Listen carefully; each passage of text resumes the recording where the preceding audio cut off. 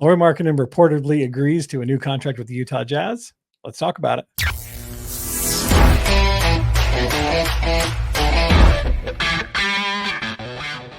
Okay, so the big news is, obviously, if you're watching this channel, you're watching us for the Utah Jazz, you probably already know, but let's go ahead and talk about it anyway. It just happened today. It just happened today, Yeah, right? So check it out here first. Yeah, I mean, we did know this yesterday when he didn't get traded yesterday. That kind of set the tone. So anyway, Larry stays. So which surprises no one here. He did not sign an extension prior to the 6th. So why don't you go ahead and break that down? Why that's so important? So this is huge for the Jazz because it kind of shows that the Utah is moving in the direction. Okay, before that, explain the whole why the 6th is important. Yeah, so because of the 6th. So the way that his contract was written, obviously the trade deadline, his contract's written that he can't be traded for 6 months. On the 6th, if he signed a contract yesterday, it actually falls on the February 6th deadline, which is the trade deadline. Which is the trade deadline, meaning he could have been traded. If he signed his contract yesterday, he could have been traded at the trade deadline. Right. So waiting till today, he cannot be traded for the remainder of the 24-25 season. Right. So basically that kind of just lets you know exactly where Larry was sitting in this whole time. We all knew how he liked it here. As far as a player, his family likes it here. He wants to win here. So saying all the good things. We did post it on our Instagram page there. So be sure to check us out on Instagram there. Link will be somewhere. We'll put it there. Oh, it's right there. Actually, it's down somewhere. It's right down over there. Here. It's right there. Yeah. How you guys liking the overlay? Yeah, that's Let us know. But anyway, sources close to the team say that Lauri and the team are close to a long-term extension, which would be in the neighborhood somewhere of 5 years, $200 million. Yep. So give me your thoughts on that. What do you think about that?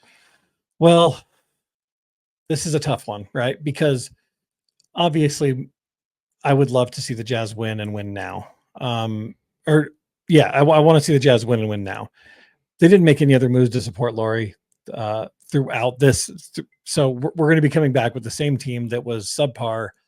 I don't know, man. I'm torn on it because if we're going to lose, I don't think we're going to lose enough games to be effective and to get where we want to be in the draft with Lauri on the roster. I think Lauri is obviously, he recognizes that and he's okay losing games. Okay building a team, right? I don't think he's okay just losing games, but I think he's okay understanding that there's going to be some tough games ahead while we develop some of these younger players to be what we want them to be in the future. We got to, the huge pickup with Cody Williams. I think he's going to be a fantastic talent. But hopefully we just use this game this season as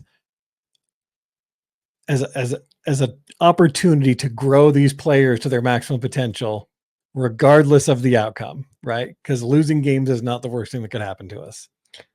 Okay. Yeah. Let me put your mind at ease here and kind of clear on why you're torn and kind of put that all to bed. Okay.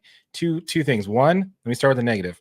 One, Lauri Markkanen is not a top 10 player in the NBA. Correct. So he was not going to be the difference for us getting into the playoffs or not making it to the playoffs. Yeah. Proved that last year, right? One of the things that he said, the quote that he said on the Instagram post, for you listen to that, what he posted on the Utah Jazz Instagram post, is that the Utah Jazz fans deserve to win. That's the thing that I heard him say. And he also said that he wants to build a team.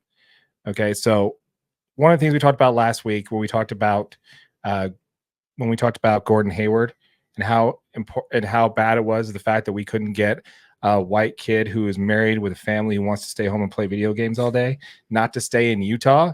Well, here's the exact opposite. Here's a much more talented player who is an all-star starter a year and a half ago, who is a top 10, top 20 player in the league, who does want to stay here and understands, okay, now I got my bag. Now I'm going to be now I'm willing to do what it needs to be done for this team to win. Right. That's who we have in Lauri Markkanen right now. Yeah. He didn't have to worry. He probably didn't like losing last year because he knew that means he wasn't going to have enough stats to really earn a decent contract if Utah was planning on trading him. Right. With the fact that he's not trading, with the fact he's going to get his $200 million guarantee contract, and with those statements he made in that particular post, I have a great feeling that he's going to be willing to, have a phantom IL stint here and there, take a few games off, here or there. do some load management, and really help this team. Yeah, we may not get Cooper Flag, but honestly, it doesn't really matter. You only have a 13% chance of getting him if you're the worst and team plus in the it's NBA. a loaded draft. I mean, there's like 7. Yeah, Cooper Flag's generational talent, quote unquote, right? But this is a loaded draft. There's like 6 or 7 players in this draft that are all NBA starter level talent. Yeah, I'd say if they make it in the top 5, that's basically what you want to go absolutely. with. And as long as you're one of the, I think NBA.com has them and ESPN both have them as the 8th worst team in the league. Yeah. So a lot of East Coast teams are pretty bad. I think the only team in the West they have them worst is the Trailblazers. Yeah. Everybody else is going to be pretty much better than the Utah Jazz, which is fine. And I'm definitely okay with that. But that's kind of where I'm sitting. I think that now that Lauri has his contract and he has some confidence that he's going to be with this team for the long run, at least for one full season, doesn't mean he can't be traded after next season. But he's secure that he's going to be here for at least another year. He's got his contract. He knows where the Jazz are. They wouldn't have signed a contract without talking about that, right? Yeah, absolutely. He knows where the Jazz want to be, and he knows what the only path to really get him there. And if they come out winning some games and they impress people like they did 2 years ago, who knows? Maybe the trade deadline acquisitions work this time. Who knows? But I think it's just time to stop trying to tank to get the number 1 overall pick, because draft luck has never fallen Utah's way. And it's not going to. And this year's not going to be any different. And even if you did have the worst record in the NBA, you only have a 13% chance of getting the top pick. You do have a 30% chance if you're one of the 5 worst teams of getting a top 5 pick, which is exactly where the Jazz want to be. Because like you said, there are at least 5 starters in this draft, NBA starters year 1 up in this draft. So 100% agree. I think it's a great move for the Jazz to lock him up. And again, he's our guy, man. He's our guy. Yep, I agree. McKinley chimed in. He said, I know everyone wanted to trade Lauri. I can't actually read it. Okay. I know everyone wanted to trade Lauri for pennies on the dollar to tank, but I like the known value of Lauri over an unknown of the draft. Exactly. Lottery or bust potential. 100% agree with you on that, McKinley. Yeah, he's our guy. He may not be a top 5 player, but he could easily be. Again, you need 3. You need 1 top 10 player, you need a top 30 player, and you need a top 50 player. I can argue that maybe Keontae could be a top 50 guard in this league. And then you already have Lauri, who is just coming into his prime. He could be better than he is now, but he's a top 20 player in this league. So we just got to find that unicorn that's going to be our guy. And I think a big thing is with Lauri, if you can get some talent in around him, man, the pressure that it would take off Lauri in a lot of these situations, dude, he is in such a rough situation because he's the only player on that team that anybody guards. Yeah. I mean, like how many double teams and triple teams did we see Lauri get coming off of screens where, I mean, you're not even worried about anybody else shooting the ball. They're just, I mean, Lauri's catching every single defensive scheme.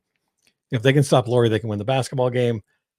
I think if they can get some talent in around him, and I think I think that's just as easy as if Cody Williams can shoot the ball, if Keontae can improve his 3-point shooting percentage in some of these games, when Jordan Clarkson's on the floor, Colin Sexton's on the floor, you got some of these guys that can increase their shooting percentages just a little bit and just have to respect some of the other players on the team. We're going to see Lauri make another jump. And I do believe he could be up into that top 20, top 15 ranked player because he is that skilled of a player. Yeah, I agree. I think the Jazz are in a great position. It's just one of those things where, you got to, I don't think they're willing to lose in face of sacrificing their franchise much longer. Right. I think maybe this year is it. And then after that, it's pretty much it. Right. Yeah.